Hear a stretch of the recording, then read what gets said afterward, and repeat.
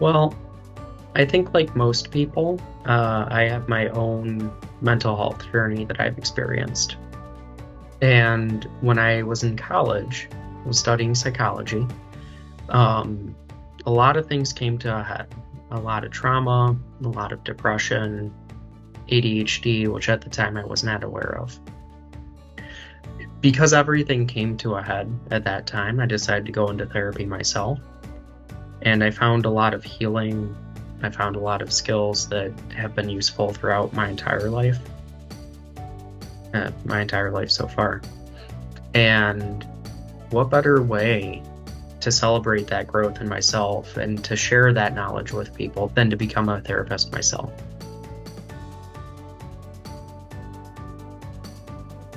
So, Mindfully offers free training for clinicians, and I was very lucky to become fully trained in DBT in 1 week. We did our intensive training, and at the time, I only had like 2 clients. It's a special thing because that training would typically cost a couple $1,000s.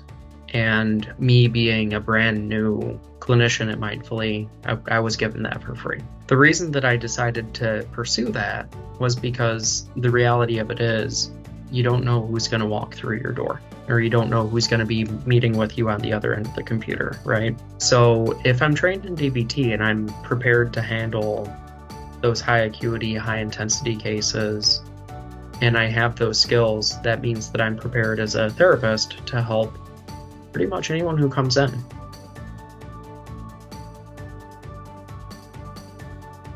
DBT, I think, is a special kind of therapy. It can be intense for clinicians, but it can also be incredibly rewarding. You know, watching someone really develop the skills and really learn to put their life together, and most importantly, to find healing, and having the honor and the privilege to be a part of that process is a beautiful thing, even when there are trials and tribulations.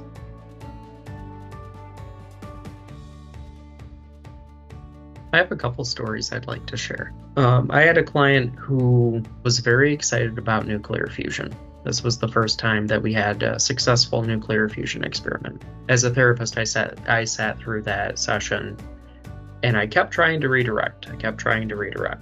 Around halfway through, I realized, nope, that's what this session is going to be. We're just talking about nuclear fusion.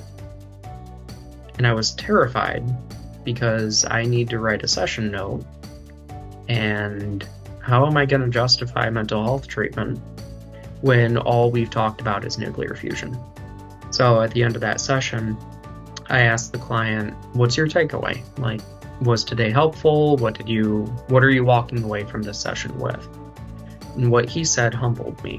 He said that this was the most helpful session that we had ever had because he's been so excited about nuclear fusion and no one in his life would give him the time or the space to talk about it. Wow. I can also think of a couple clients I've worked with who have struggled with addiction or struggled with suicidal thoughts, self-harm, really came into therapy not expecting it to help. And through DBT, whether that's full DBT protocol or if that's just DBT-informed approach, you know, I've gone from a very dark, scary, isolated place to building a life that is truly worth living. Those are the cases that I'm most proud and most honored to have worked.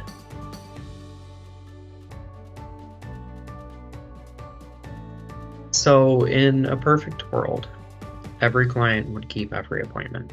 And I, as a therapist, would love that. However, we do not always live in a perfect world. Life happens, life throws curveballs. So I think it's very important for us as therapists to be flexible and understanding and compassionate when life throws those curveballs. I'm remembering a fairly recent situation where a client had canceled on me, and I wanted to reach out just to make sure that they were okay.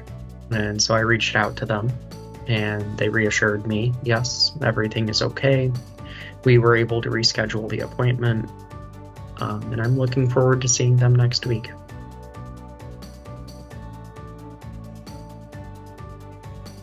When I am involved in a team, whether that's the DBT team, whether that's the gender and sexuality team, what that means is that I have an opportunity to consult with other experts in my field.